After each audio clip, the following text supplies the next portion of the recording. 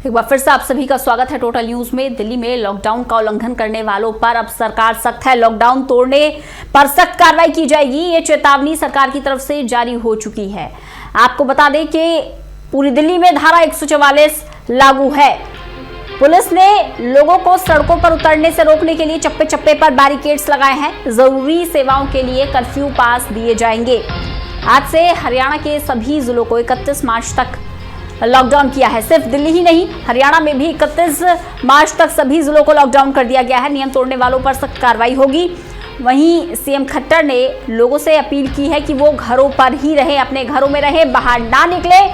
Corona के खिलाफ लड़ाई में प्रदेशवासियों को एकजुटता दिखानी होगी, अपनी भागीदारी सुनिश्चित करनी होगी। ये अपील सीएम मनोहर लाल खट्टर ने की है। अपनी भागीदारी आप कैसे निभा सकते हैं? सिर्फ एक तरीका है, अपने घर रहें, अपने घर से बाहर ना निकले, लोगों के संपर्क में ना आए, सोशल डिस्टेंसिंग मेंटेन करना बहुत जरूरी है। हरियाणा सरकार लॉकडाउन पर पैनी नजर रख रही है। लॉकडाउन नहीं होने पर सरकार बड़ा फैसला ले सकती है। अगर लॉकडाउन का असर कम दिखा तो कर्फ्यू लगाया जा सकता है। दिल्ली में तो कर्फ्यू लग ही चुका है, हरियाणा में भी लगाया जा सकता है। देर शाम तक हरियाणा सरकार कर्फ्यू लगाने पर फैसला ले सकती है। सूत्र ये जानकारी दे रहे हैं। कोरोना के खतरे को देखते हुए घरेलू उड़ानों पर भी रोक लगा दी गई है। देश में संक्रमितों की संख्या लगातार बढ़ती जा रही है। अब ये संख्या 492 तक पहुंच गई है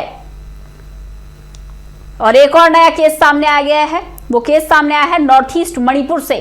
मणिपुर का पहला कोरोना पॉजिटिव मामला सामने आया है। ब्रिटेन से लौटी महिला कोरोना पॉजिटिव पाई गई है। अब आप समझिए, कोई दायरा नहीं है इस वायरस का, कोई क्षेत्र नहीं है, कोई जाति नहीं है, कोई धर्म नहीं है, किसी को भी अपनी चपेट में ले सकता है।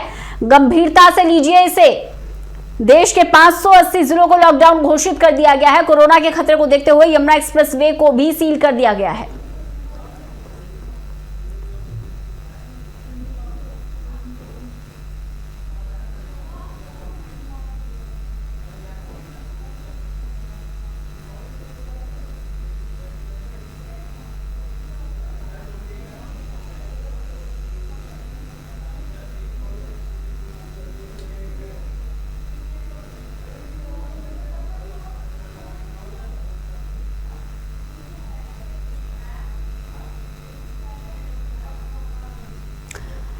तो लोग बेवजह घरों से बाहर निकल रहे हैं और समझाने की लोगों को कोशिश की जा रही है। जरूरी सेवाएं बहाल रहेगी, खाने पीने की चीजों की दिक्कत नहीं होगी। एडवाइजरी जारी कर दी गई है, लोगों को समझाया जा रहा है। पुलिसकर्मी तैनात हैं, ट्रैफिक पुलिसकर्मी तैनात हैं। अपील लोगों से यही की जा रही है कि आप लॉकडाउन का पालन करें। देश के कई राज्य हैं जहां कर्फ्यू लगा दिया गया है। महाराष्ट्र में कर्फ्यू है, दिल्ली में कर्फ्यू है। इसके अलावा लॉकडाउन 580 जिलों में है।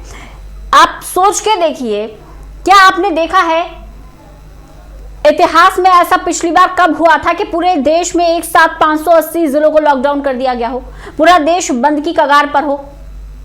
आपने कब देखा था?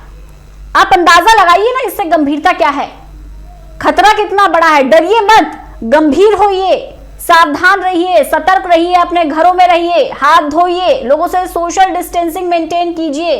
बार बार अपील यही है। क्या करें क्या ना करें, आपको लगातार हम बता रहे हैं, अपील आपसे कर रहे हैं कि आपको सिर्फ और सिर्फ सोशल डिस्टेंसिंग मेंटेन करनी है। कोरोना किसी को भी हो सकता है।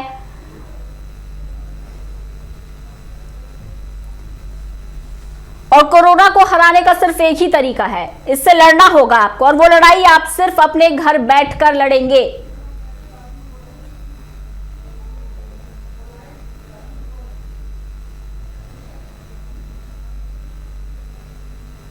साफ सफाई का विशेष ध्यान रखें। आप साबुन से लगातार हाथ धोते रहें। छींकते खांसते समय अपने मुंह को हमेशा ढककर रखें। हाथ गंदे दिखे दोबारा धोएं। जिस टिश्यू का उपयोग आप कर रहे हैं उसको प्रयोग में लेने के बाद फेंक दें। अस्वस्थ होने पर डॉक्टर से संपर्क करें। क्वारंटाइन करें खुद को, किसी के नजदीक ना जाएं। अपने ऑफिस से, रिश्तेदारों से, परिवार के लोगों से दूरी बनाएं।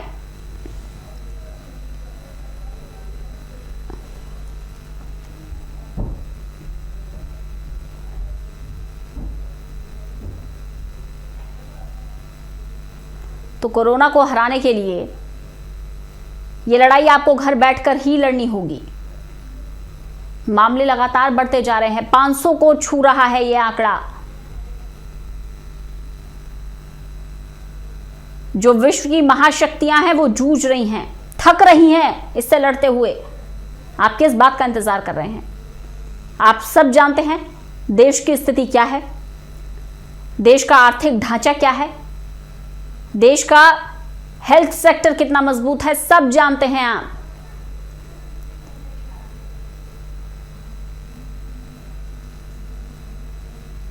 अगर आप मेट्रो सिटीज के अलावा किसी अन्य राज्य में रहते हैं और आपको कोई बीमारी हो जाती है तो आपको दिल्ली, मुंबई, बैंगलोर जैसे बड़े बड़े शहरों में ट्रांसफर किया जाता है। कोरोना से कैसे लड़ेंगे आप? सोचिए, इस पर विचार कीजिए। क्या आपको खाना चाहिए, क्या नहीं खाना चाहिए, अपनी इम्यूनिटी पावर को कैसे बढ़ाना चाहिए, लगातार हमें आपको जानकारी दे रहे हैं। गाजीपुर बॉर्डर पर किस तरह के हालात बने हुए हैं, कुलदीप हमारे साथ, हमारे सहयोगी जुड़े हुए हैं। कुलदीप, लॉकडाउन का असर नहीं हुआ तो कर्फ्यू दिल्ली में लगा दिया गया, अब किस तरह के हालात आप देख पा रहे हैं?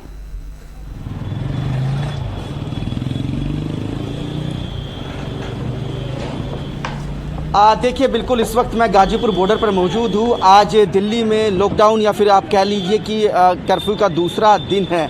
आज जो है वो तस्वीर थोड़ी सी बदली हुई नज़र आ रही है। गाजीपुर बॉर्डर पर कल जो है बहुत लंबी लंबी कतारें गाड़ियों की लग गई थी, क्योंकि कल भी इसी तरीके से बॉर्डर सील कर दिए गए थे और जिसकी वजह से पुलिस जांच करने के बाद ही किसी भी गाड़ी को अंदर जाने दे रही थी। लेकिन आज जो है लोग कल के मुकाबले में कम सड़कों पर नज़र आए हैं। वो आप सड़कों पर भीड़ भी देख सकते हैं गाड़ियों की, लेकिन यहाँ भी पूरी तरीके से सख्ती बरत रही है दिल्ली पुलिस और साथ में लोगों की प्रॉपर तरीके से जांच की जा रही है। उनसे घर से निकलने की वाजिब वजह पूछी जा रही है। इसीलिए देखिए यहाँ पर इस गाड़ी को रोका गया है, देखिए यहाँ पर इस शख्स को रोका गया है। इससे दिल्ली पुलिस ने पूछा है कि क्या काम है, दिल्ली में किस काम के लिए वो जा रहे हैं। अगर उसके पास कोई वाजिब रीज़न होगा तभी उसको अंदर जाने दिया जाएगा। देखिए यहाँ पर उसको पुलिस ने रोक दिया है, अंदर नहीं जाने दिया। देखिए एक और गाड़ी आई है, ये टेलीकॉम से जुड़ी हुई महिला है, तो इनको अंदर जाने की इजाज़त दी जा रही है क्योंकि इन्होंने अपना पहचान पत्र दिखा दिया। इसी तरीके से जो भी गाड़ी रंजना यहाँ से दिल्ली में एंटर कर रही है इस बॉर्डर से, उसको अंदर जाने दिया जा रहा है। लेकिन एक चीज़ और यहाँ पर देखने के लिए आ रही है कि अभी भी ऐसे लोग हैं जो बेवजह घर से बाहर निकल रहे हैं। पुलिस जब उनसे पूछती है दिल्ली में आने की वजह, घर से निकलने की वजह, तो पुलिस से बहस करते हैं, पुलिस से उलझते हैं। तो लिहाजा पुलिस ऐसे लोगों पर पुलिस ने कल ही साफ कर दिया था कि ऐसे लोग जो बेवजह या बिना किसी वैलिड रीजन के घर से बाहर निकलेंगे तो उन पर सख्ती की जाएगी। तो आज पुलिस उसी तरीके की सख्ती बरत रही है। देखिए कुछ लोग हैं, इनसे पूछते हैं, इनको अंदर नहीं जाने दिया है। क्या काम है आपको, क्यों निकले घर से? मेडिसिन लेने, मेडिसिन कंपनी में हूँ। मेडिसिन कंपनी में? हाँ जी, मधु यार दवाई देंगे। हाँ, तो मैं दवाई देने जा रहा था। कहाँ से आए? गाजियाबाद रहता हूँ, काम करता हूँ मैं जसोला में। हाँ, तो वहाँ से दवाई ली थी। वो patient urgent kidney heart cancer की दवाइयाँ होती हैं, वो देनी है बस। हाँ, तो इनसे बात कर रहा हूँ, ये निकलने देंगे तो ठीक है, नहीं तो बात खत्म। तो आप काम करते हैं वहाँ पर? हाँ जी। तो आईडी है आपके पास? आईडी नहीं है, बिल है मेरे पास। अभी आईडी बनी नहीं है। अच्छा, ये कह रहे हैं कि इनके पास आईडी नहीं बनी है और ये एक हॉस्पिटल में काम करते थे, कि इनको भी रोका गया। आप किस लिए निकले घर से? एक गाय के लिए चोकर का कट्टा लाना, डेयरी फार्म में से बस। गाय मेरे यहाँ गाय हैं। हाँ। उनको चोकर का कट्टा लाना था, मोटरसाइकिल मेरे ले लिए चारे के लिए, तो चोकर का कट्टा गाय के लिए वो लेने जा रहा था। आपको पता है कि सरकार ने मना किया हुआ है कि आपको बिना वजह घर से बाहर नहीं निकलना है, जब ज़्यादा अर्जेंट हो तभी बाहर निकलना है। अर्जेंट था ना, गाय भूखी रह जाएंगी फिर मेरी गाय भूखी रह जाएंगी, फिर है नहीं। तो अब क्या बोला है पुलिस ने? वो चाबी ले लिया करेंगे। तो देखिए बहुत सारे लोग हैं जिनके पास अपनी अपनी वजह है रंजना। कोई कह रहे हैं कि दवाई देनी है मरीज को, लेकिन उनके पास आईडी नहीं है, तो लिहाजा उनको पुलिस अंदर नहीं जाने दे रही है, दिल्ली में दाखिल नहीं होने दे रही है।